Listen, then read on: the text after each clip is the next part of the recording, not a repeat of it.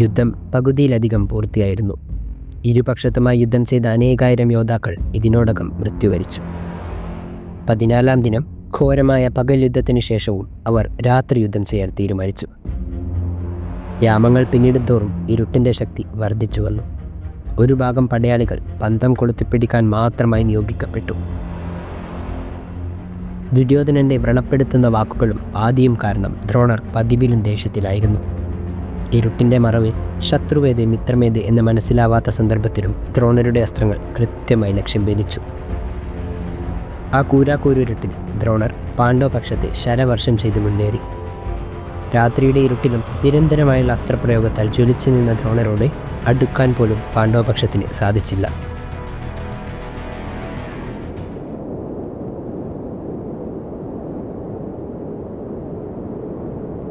ഓരോ കാറ്റിലും രൂക്ഷമായ രക്തഗന്ധം പടർന്ന ആ ഭൂമിയിൽ കറുത്തിരുണ്ട മേഘങ്ങൾ എന്തിനോ ആയി വഴിമാറി. യുദ്ധഭൂമിയിൽ പ്രകമ്പനം അനുഭവപ്പെട്ടു. ശക്തമായ കാറ്റ് വീശിക്കൊണ്ടേയിരുന്നു. രാത്രിയുടെ അന്ധകാരത്തിൽ കാഴ്ചമങ്ങിയ അന്തരീക്ഷം പൊടിപടലങ്ങളാൽ നിറഞ്ഞു. ഇതിൻ്റെയൊക്കെ ഇടയിൽ ഒരു ഭീമാകാരനായ രൂപം. മരണനാദം മുഴക്കിക്കൊണ്ട് അത് പാഞ്ഞെടുത്തു. അതായിരുന്നു ഭീമൻ്റെ രാക്ഷസപുത്രൻ ഘടോത്കചൻ.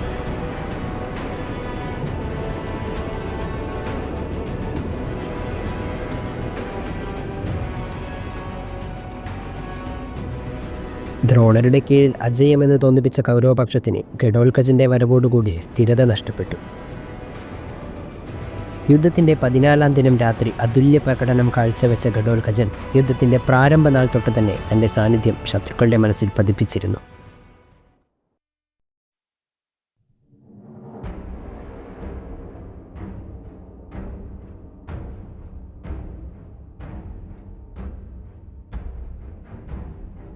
ഏഴാം നാൾ ഭീമനും തൻ്റെ രാക്ഷസപുത്രനും മുൻനിരയിൽ നിന്ന് നയിച്ച യുദ്ധത്തിൽ പാണ്ഡവർ അജയ്യരായിരുന്നു. എന്നാൽ ഭഗദത്തൻ്റെയും കൗരവസേനയുടെയും തുടരെയുള്ള ആക്രമണം കാരണം ഭീമസേനന് ബോധക്ഷയം സംഭവിക്കുകയുണ്ടായി. ഇത് കണ്ട് രോഷാകുലനായ ഘടോത്കചൻ തൻ്റെ മായ ഉപയോഗിച്ച് ഒരു ഐരാവതത്തെ സൃഷ്ടിക്കുകയും അഞ്ജന, വാമന, മഹാപത്മ എന്നീ ദിശാസംരക്ഷകരായ ഗജങ്ങളെ കൊണ്ട് തന്നെ അനുഗമിപ്പിക്കുകയും ചെയ്തു. ഞൊടിയിടയിൽ അപ്രത്യക്ഷമാവുകയും വീണ്ടും പ്രത്യക്ഷപ്പെടുകയും ചെയ്തുകൊണ്ടുനിന്ന ഘടോത്കചൻ മായാശക്തിയാൽ ഭഗദത്തനെ 4 ദിശയിൽ നിന്നുമായി ശക്തമായി ആക്രമിച്ചു. ഈ രാക്ഷസവീരൻ്റെ പ്രവർത്തികൾ കണ്ട് സാക്ഷാൽ ഭീഷ്മർക്ക് പോലും നേരിയ രീതിയിൽ ഭയം അനുഭവപ്പെട്ടു. അങ്ങനെ അന്നത്തെ യുദ്ധം സൂര്യാസ്തമയത്തോട് തന്നെ അവസാനിപ്പിക്കാൻ തീരുമാനിച്ചു. ഘടോത്കചൻ നാശം വിതയ്ക്കുന്നത് കണ്ട് സഹിക്കാനാവാതെ ദുര്യോധനൻ ഭീമപുത്രനെ നേരിട്ടെതിർത്തു. എണ്ണമറ്റ അസ്ത്രങ്ങളും ആയുധങ്ങളും പ്രയോഗിച്ചെങ്കിലും ഘടോത്കചൻ മുൻകൈ നേടി. ദ്രോണർ, സോമദത്തൻ, ജയദ്രഥൻ, കൃപർ, ശല്യർ, ചിത്രസേനൻ ഇവരൊക്കെ ദുര്യോധനൻ്റെ രക്ഷയ്ക്കായി അവിടെ എത്തി. കൂട്ടമായ ആക്രമണം നേരിട്ട ഘടോത്കചൻ ശക്തമായി ഗർജിച്ചുകൊണ്ട് വാനിലേക്ക് ഉയർന്നു പൊങ്ങി. ആ ഗർജന ശബ്ദം നാനാ ദിക്കുകളിലേക്കും അലയടിച്ച് കേട്ടു. ഉടൻ തന്നെ ഘടോത്കച രക്ഷയ്ക്കായി ഒരു പട അവിടെ എത്തി. സാക്ഷാൽ ഭീമൻ നയിക്കുന്ന പട. തുടർന്ന് അവിടെ വലിയൊരു ഏറ്റുമുട്ടൽ തന്നെ നടന്നു.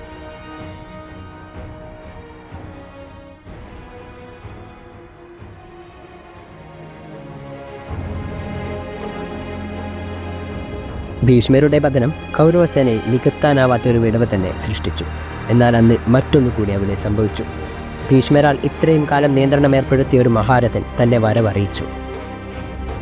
വൈകർത്തനൻ കർണൻ.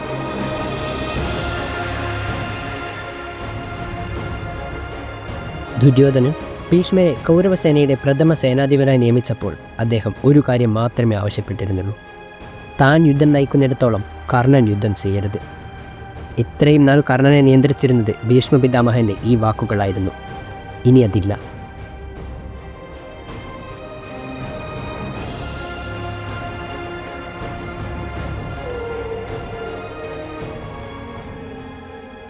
കൗരവപക്ഷത്തിന് അവരുടെ ആദ്യ സേനാധിപതിയെ നഷ്ടമായി. ഭരദ്വാജപുത്രൻ ദ്രോണരുടെ നേതൃത്വത്തിലാണ് ഇപ്പോൾ യുദ്ധം നടക്കുന്നത്. ശംഖുനാഥം മുഴക്കിക്കൊണ്ട് ആജയ്യനായ വ്യൂഹശില്പി അർദ്ധചക്രത്തിൻ്റെയും രഥത്തിൻ്റെയും ആകൃതിയിലുള്ള ഒരു മഹാവ്യൂഹത്തെ സൃഷ്ടിച്ചു. വ്യൂഹത്തിൻ്റെ കേന്ദ്രഭാഗത്ത് പത്മവ്യൂഹവും അതിനമകത്തായി സൂചിമുഖവ്യൂഹവും നിർമ്മിക്കപ്പെട്ടു. നരനാരായണന്മാർ അടങ്ങുന്ന മറുപക്ഷം ശംഖുനാഥം മുഴക്കിക്കൊണ്ട് കൊടൂര യുദ്ധത്തിന് ആരംഭം കുറിച്ചു. കൗരവ സൈന്യത്തിലേക്ക് മരണനാഥം മുഴക്കിക്കൊണ്ട് പാഞ്ഞെടുത്ത ഘടോൽക്കചനെ കണ്ടതും ദ്രോണരുടെ ശക്തമായ വ്യൂഹം ചെറുതായി നിളകി. യുദ്ധം തുടർന്നുകൊണ്ടേയിരുന്നു. സൂര്യാസ്തമയത്തിന് മുൻപ് സിന്ധുരാജൻ ജയദ്രഥനെ വധിച്ചുകൊണ്ട് പ്രതിജ്ഞ നിറവേറ്റിയ അർജുനൻ സാത്വികിയെ ലക്ഷ്യമാക്കി നീങ്ങുന്ന സൂര്യപുത്രനെ കാണാനിടയായി. ചെറുപുഞ്ചിരിയോടെ അർജുനൻ രഥം അങ്ങോട്ടേക്ക് ചലിപ്പിക്കാൻ ആവശ്യപ്പെട്ടു. അപ്പോൾ കൃഷ്ണൻ, സമയമായിട്ടില്ല അർജുന, നിനക്ക് മാത്രമേ ഇവിടെ കർണനോട് എതിർക്കാനാവൂ. എന്നാൽ അതിപ്പോഴല്ല, ശക്തിയായുധം ഉപയോഗിക്കപ്പെട്ടതിന് ശേഷം മാത്രം. അസ്തമയത്തിന് ഏതാനും നാഴികകൾ മാത്രം ബാക്കി. ഘടോൽക്കചൻ മായാപ്രയോഗത്താൽ കുരുക്ഷേത്ര ഭൂമിയിൽ നാശം വിതച്ചുകൊണ്ടേയിരുന്നു. കർണനടങ്ങുന്ന കൗരവസേനയ്ക്ക് പിന്തിരിയലല്ലാതെ മറ്റൊരു മാർഗമുണ്ടായിരുന്നില്ല.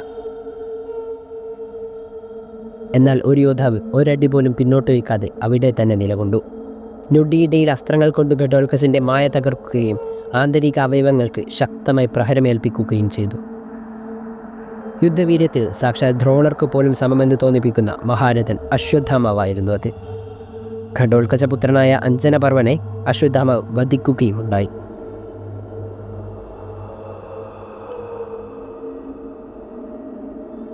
എന്നാൽ ഈ സമയം കൊണ്ട് സാത്വികി ശത്രുക്കളാൽ മൂടപ്പെട്ടിരുന്നു.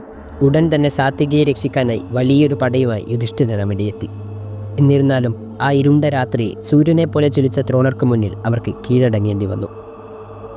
ഇത് കണ്ട അർജുനൻ കൃഷ്ണസമേതം അവിടെ എത്തി. പക്ഷേ ദ്രോണരെ തടയാൻ അതൊന്നും മതിയായിരുന്നില്ല. കൊടുങ്കാറ്റ് പോലെ ശക്തമായി പ്രവഹിച്ച ആ ബ്രാഹ്മണ വീരൻ മുന്നിലുള്ളവരുടെയൊക്കെ ശിരസ് എയ്ത് മാറ്റിക്കൊണ്ട് നീങ്ങി. ഗാണ്ഡീവധാരിയുടെ സാന്നിധ്യത്തിൽ തന്നെ പാണ്ഡവപ്പട ചിദ്ധരിയോടി. എങ്കിലും അർജുനൻ സധൈര്യം ദ്രോണരെ എതിർത്തു. ആ സമയം ദൂരെ നിന്നൊരു ശബ്ദം കേൾക്കാമായിരുന്നു. ശബ്ദം കൂടി വന്നു.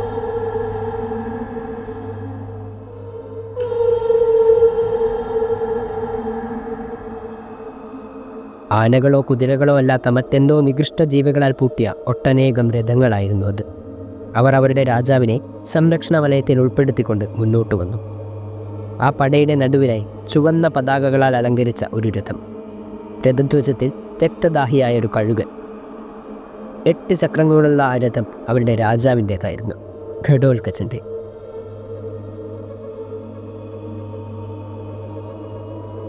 രാത്രിയുടെ ഇരുട്ട് വർദ്ധിക്കുന്നതിനനുസരിച്ച് ഘടോൽക്കചൻ്റെ ശക്തിയും വർദ്ധിച്ചു വന്നു. ഭീമപുത്രൻ്റെ വരവ് കൗരവസേനയിൽ വിടവുകൾ സൃഷ്ടിച്ചു. ദ്രോണപുത്രൻ വായവ്യാസ്ത്രം പ്രയോഗിച്ചു. ഘടോൽക്കചൻ അഞ്ജലികാസ്ത്രത്താൽ അശ്വത്ഥാമാവിൻ്റെ വില്ല് തകർത്തു. ആ രാത്രി ഘടോൽക്കചനല്ലാതെ മറ്റാർക്കും അശ്വത്ഥാമാവിനോട് അടുക്കാൻ പോലും സാധിച്ചിരുന്നില്ല. എണ്ണമറ്റ ശരങ്ങൾ അവർ പരസ്പരം അയച്ചുകൊണ്ടേയിരുന്നു. ഇതേസമയം മറ്റൊരു വശത്തായി ദ്രോണരും സൂര്യപുത്രനും കൂടി ഏകീകൃതമായ ആക്രമണത്തോടെ ശത്രുക്കളെ നശിപ്പിച്ചുകൊണ്ടിരുന്നു. തീപ്പന്തങ്ങൾ നിലത്തിട്ട് ചിതറിയോടിയ പാണ്ഡവപ്പടയെ ഇരുവരും പിന്തുടർന്നു പോയി വധിച്ചു. ആ ഇരുണ്ട രാത്രിയുടെ നിശബ്ദതയിലും രാധയൻ്റെ തുടർച്ചയായുള്ള ഞാൻ ശബ്ദം മുഴങ്ങിക്കേട്ടു. തൻ്റെ പടയാളികൾ കർണൻ്റെ അസ്ത്രങ്ങൾക്ക് മുൻപിൽ സംഹരിക്കപ്പെടുന്നത് കണ്ട യുധിഷ്ഠിരൻ തൻ്റെ ആദി പ്രകടിപ്പിച്ചു. എത്രയും പെട്ടെന്ന് കർണനെ എതിർക്കാനുള്ള ആവശ്യകത കൃഷ്ണനെ അറിയിച്ചെങ്കിലും സമയം ആഗതമായിട്ടില്ല എന്ന് തന്നെയായിരുന്നു ശ്രീകൃഷ്ണൻ്റെ മറുപടി. തുടർന്ന് കർണനെ എതിർക്കാനായി ഘടോൽക്കചനെ നിയമിക്കുകയും ചെയ്തു. കർണൻ ആപത്തിലാണെന്ന് മനസ്സിലാക്കിയ ദുര്യോധനൻ ഉടൻ ഘടോൽക്കചനെ നേരിടാനായി ജടാസുരപുത്രനായ അലംബൂഷനെ നിയോഗിച്ചു. ആ രാക്ഷസയുദ്ധം കഠിനമായ മായാപ്രയോഗങ്ങൾ കൊണ്ടുപോയി ഘടോൽക്കചന് വിജയം സമ്മാനിച്ചു. അലംബൂഷൻ്റെ തലയെറുത്ത് ദുര്യോധനൻ്റെ കാൽക്കലിട്ടുകൊടുത്തുകൊണ്ട് ആ രാക്ഷസൻ താണ്ഡവമാടി. തൻ്റെ രാക്ഷസ ശക്തികൾ രാത്രിയോടെ പൂർണ്ണ ശക്തിയിലെത്തിയിരുന്നു. അങ്ങനെ അവസാനം അവർ ഏറ്റുമുട്ടി. പകുതി മനുഷ്യനും പകുതി രാക്ഷസനുമായ ഭീമപുത്രനും രാധയൻ കർണനും. തുടരെ ഘടോൽക്കചൻ അസ്ത്രങ്ങളെ പ്രയോഗിച്ചുകൊണ്ടേയിരുന്നു. എന്നാൽ അവയൊക്കെ ഒരു ചെറു പുഞ്ചിരിയോടെ കർണൻ നിഷ്പ്രഭമാക്കി. അസ്ത്രപ്രയോഗത്താൽ വിജയം സാധ്യമാവില്ലെന്ന് മനസ്സിലാക്കിയ ഭീമപുത്രൻ മായാപ്രയോഗങ്ങൾ ആരംഭിച്ചു. അടുത്ത നിമിഷം മൈനാക പർവ്വതം പോലെ വളർന്ന ആ രാക്ഷസൻ യുദ്ധഭൂമിയിൽ എല്ലായിടത്തുമായി കാണപ്പെട്ടു. ഞൊടിയിടയിൽ രൂപവ്യതിയാനങ്ങൾ വരുത്തിക്കൊണ്ടിരുന്ന ഘടോൽക്കചൻ യുദ്ധഭൂമിയിൽ തൻ്റെ ഗർജന ശബ്ദം മുഴക്കിക്കൊണ്ടേയിരുന്നു.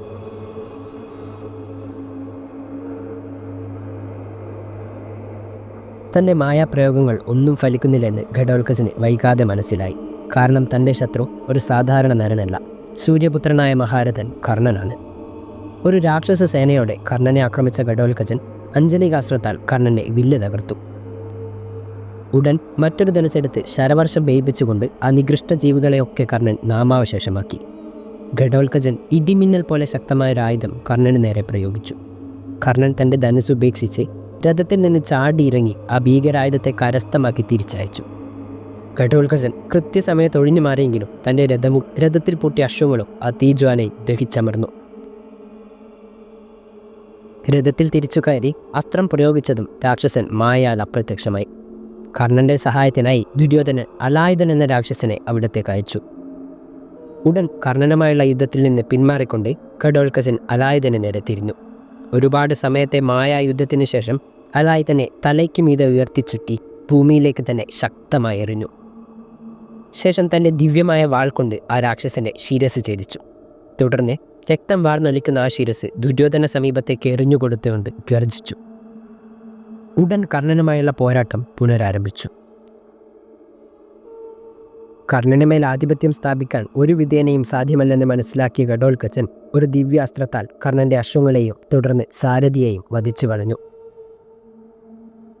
ശേഷം കർണൻ ഒരു ദിവ്യാസ്ത്രമന്ത്രം ഉരുവിട്ടതും ഘടോൽക്കജൻ അപ്രത്യക്ഷനായി 8 ദിക്കുകളിൽ നിന്നുമായി ശരവർഷം ചെയ്തു. എതിർക്കാൻ സാധിക്കാത്ത കർണൻ അടങ്ങുന്ന കൗരവസേനയ്ക്ക് നന്നായി മുറിവേറ്റു. രാത്രി നന്നേ ഇരുട്ടിയിരുന്നു. കൗരവസേനയിൽ ഭയം നിലനിന്നു. കാരണം ഇനിയും എതിർക്കാൻ പഞ്ചപാണ്ഡവർ ബാക്കിയാണ്. തങ്ങളുടെ സൈന്യമാണെങ്കിൽ 4-1 ചുരുങ്ങുകയും ചെയ്തു. ഒറ്റ രാത്രി കൊണ്ട് വലിയ നാശം വിതച്ച രാക്ഷസനെ ഇപ്പോഴും വധിച്ചിട്ടില്ല. ഇത് തുടർന്നാൽ ഈ രാത്രിയുടെ അവസാനത്തോടെ സൈന്യവും നിലയ്ക്കും. അങ്ങനെ അവർ കർണനോട് ഇന്ദ്രലബ്ധമായ ശക്തി ആയുധം പ്രയോഗിക്കാൻ ആവശ്യപ്പെട്ടു. തൻ്റെ ഉറ്റ സുഹൃത്തായ ദുര്യോധനനും സൈന്യത്തിനും അതാണ് അപ്പോൾ വേണ്ടതെന്ന് മനസ്സിലാക്കിയ കർണൻ സ്വന്തം പ്രതികാരം വകവയ്ക്കാതെ ആ ദിവ്യായുധം ഉപയോഗിക്കാൻ തീരുമാനിച്ചു. ദിവ്യമന്ത്രങ്ങൾ ഉരുവിട്ടുകൊണ്ട് കർണൻ വാസവി ശക്തി ഉയർത്തി. അന്തരീക്ഷം നിശ്ചലമായി. ലക്ഷ്യത്തെ മനസ്സിലുറപ്പിച്ചുകൊണ്ട് ആ ആയുധം ശക്തിയായി എറിഞ്ഞു. നിമിഷാർദ്ധം കൊണ്ട് മായകളെയൊക്കെ ആ ആയുധം നശിപ്പിച്ചു. ആയുധം കണ്ട മാത്രയിൽ തന്നെ ഭീമപുത്രൻ പല മായാപ്രയോഗങ്ങളും ശ്രമിച്ചു നോക്കി. ഒന്നും ഫലം കണ്ടില്ല. അന്ത്യം സുനിശ്ചിതമാണെന്ന് മനസ്സിലാക്കിയ ഘടോൽക്കജൻ ഉറക്കെ ചിരിച്ചു. അത് ഭയത്താലല്ലായിരുന്നു.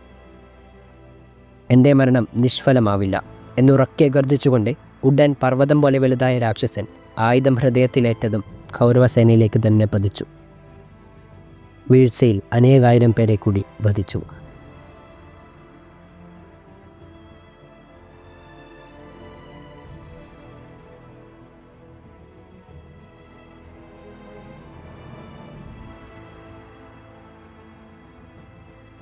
ഭീമപുത്രൻ്റെ മരണം പാണ്ഡവപ്പടയെ വിഷമത്തിലാഴ്ത്തി.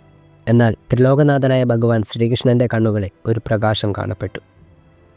അതീവ ദുഃഖത്തിൽ ആഴ്ന്നു നിൽക്കുന്ന പാണ്ഡവപ്പടയെ കൃഷ്ണൻ വിധിയാൽ മുന്നേ തന്നെ നിശ്ചയിക്കപ്പെട്ട കുരുക്ഷേത്രമെന്ന യുദ്ധത്തിൽ ഘടോൽക്കജൻ്റെ ധർമ്മം മനസ്സിലാക്കി കൊടുത്തു.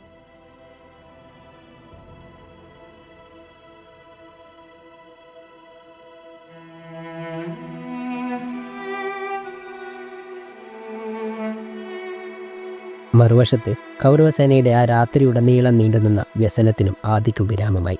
ആർപ്പുവിളികൾ മുഴങ്ങിക്കേട്ടു. മനസ്സിൽ പഴയ പല ഓർമ്മകളും മിന്നിമറഞ്ഞെങ്കിലും കർണൻ അതീവ ശാന്തനും സമചിത്തനുമായി കാണപ്പെട്ടു. കാലം മുന്നേ തന്നെ നിശ്ചയിച്ച ഒരു വലിയ കഥയിലെ കേവല കഥാപാത്രങ്ങളാണ് തങ്ങളെന്ന് കർണൻ മനസ്സിലാക്കുകയായിരുന്നു. വിധി പോലും തനിക്കെതിരാണെന്ന് കർണൻ ആ നിമിഷം തിരിച്ചറിഞ്ഞു. അമർത്യതയ്ക്ക് തുല്യമായ തൻ്റെ കവചകുണ്ടലങ്ങളും ശക്തിയായതും പലപ്പോഴായി തന്നിൽ നിന്ന് അപഹരിക്കപ്പെട്ടു. എങ്കിലും ജീവൻ നഷ്ടപ്പെടുന്ന ദിനം വരെ പോരാടും എന്നുറപ്പിച്ചുകൊണ്ട് കർണൻ തൻ്റെ ധനുസ്സിലെ പിടിമുറുക്കി. പല ചിന്തകളിലാഴ്ന്ന് ആ യോദ്ധാവ് അവിടെ തന്നെ നിശ്ചലനായി നിലകൊണ്ടു.